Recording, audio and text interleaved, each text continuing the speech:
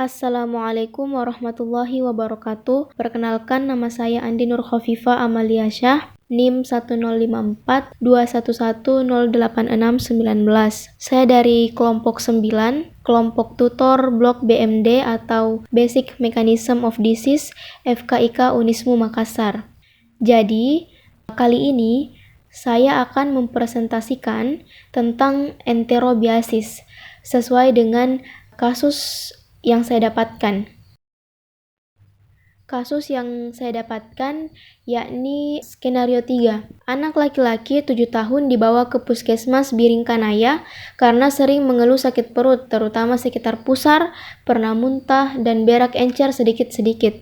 Penderita juga tidak nyenyak tidur, sering gatal pada daerah anus, kurang nafsu makan, berat badan 13 kg, serta suhu badan 36 derajat Celcius.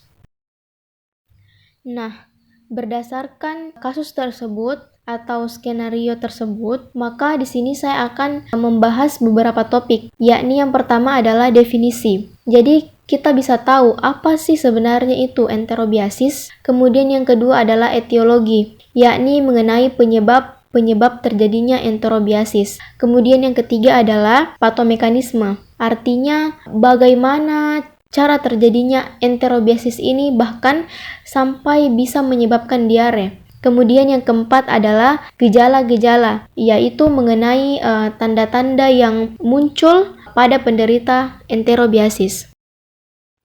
Yang pertama adalah, apa itu enterobiasis?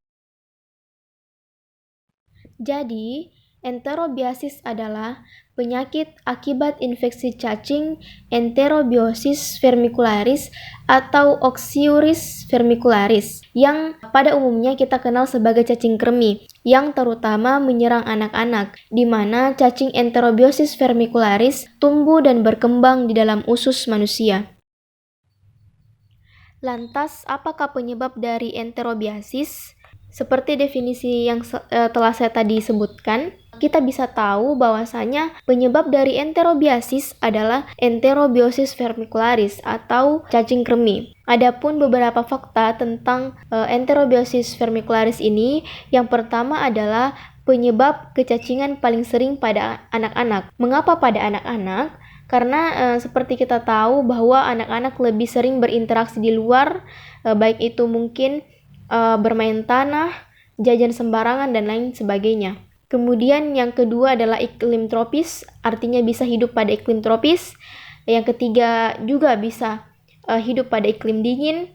Yang keempat cenderung lebih tinggi pada usia 6-8 tahun. Nah, ini berkaitan seperti yang saya tadi katakan bahwa terjadi sering pada anak-anak, sehingga kita cenderung sering menemukan cacing kremi atau Enterobiosis vermicularis menginfeksi manusia di usia 6-8 tahun. Kemudian selanjutnya adalah penyebaran penyakit yang luas.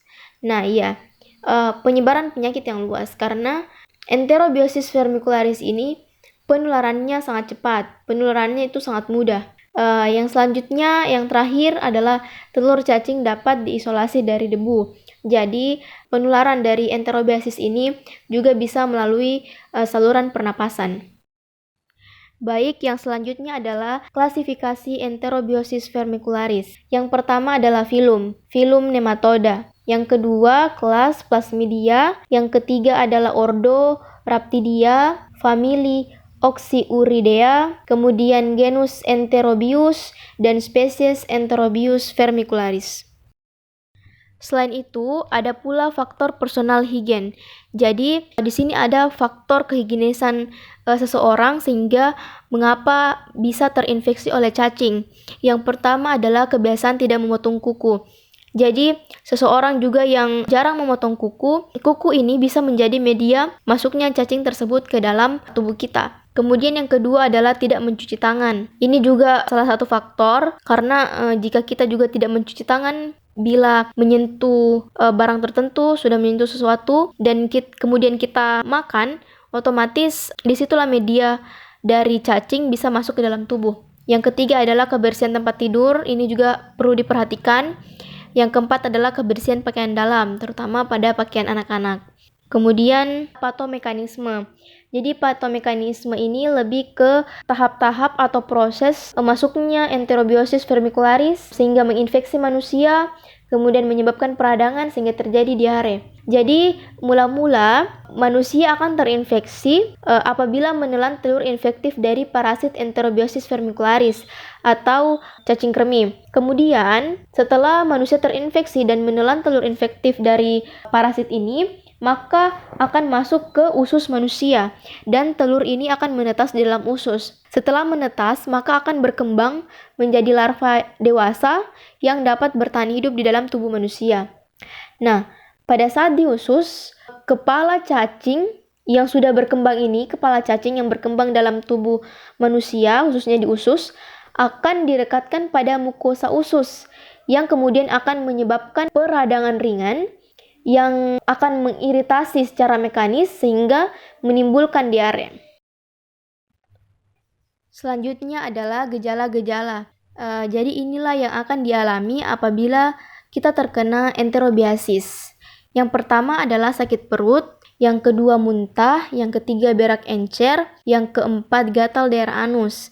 Nah, gatal daerah anus yang utamanya terjadi pada malam hari ini merupakan gejala yang sangat identik pada enterobiasis karena ini terjadi disebabkan oleh cacing betina yang bermigrasi dari usus ke daerah perianal atau ke daerah anus sehingga menyebabkan gatal pada daerah anus. Kemudian yang selanjutnya kehilangan nafsu makan dan yang terakhir adalah tidur tidak nyenyak.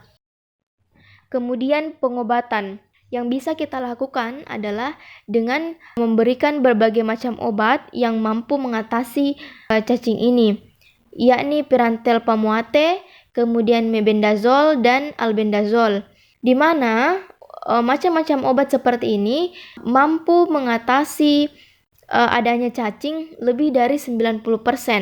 Dan pengobatan ini perlu kita lakukan mengingat bahwasanya penularan yang mudah terjadi dan pengobatan infeksi cacing ini sangat perlu dilakukan kepada seluruh anggota keluarga. Mungkin hanya itu yang bisa saya sampaikan. Mohon maaf bila ada kesalahan. Stay healthy and rest well. Sekian dan terima kasih. Wassalamualaikum warahmatullahi wabarakatuh.